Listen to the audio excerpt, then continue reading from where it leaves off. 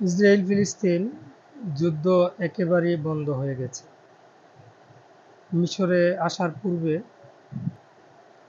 এমনটাই বলেছেন আমেরিকার প্রেসিডেন্ট ডোনাল্ড ট্রাম্প। আমরা আশা করি বন্ধ হোক। আজকে সকালে হামাস এবং ইসরায়েলের মধ্যে বন্ধু বিনিময় হয়েছে, এটা অত্যন্ত ভালো খবর।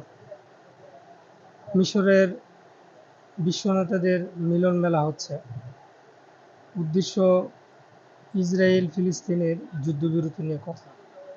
সেখানে যোগ দিয়েছেন আমেরিকার প্রেসিডেন্ট ডোনাল্ড ট্রাম্প, তুরস্কের প্রেসিডেন্ট এরদোগান, পাকিস্তানের প্রেসিডেন্ট প্রধানমন্ত্রী শাহবাজ শরীফ সহ মুসলিম বিশ্বের নেতা এবং বিশ্ব নেতারা এক কথা বলতে। আশা করি এমন কিছু সিদ্ধান্ত হবে যার দ্বারা উপকৃত হবে গাজার সাধারণ মানুষ। আমরা সবসময় যুদ্ধের বিপক্ষে, আমরা চাই যুদ্ধ বন্ধ হোক, যুদ্ধের পক্ষে কেউ কখনো না।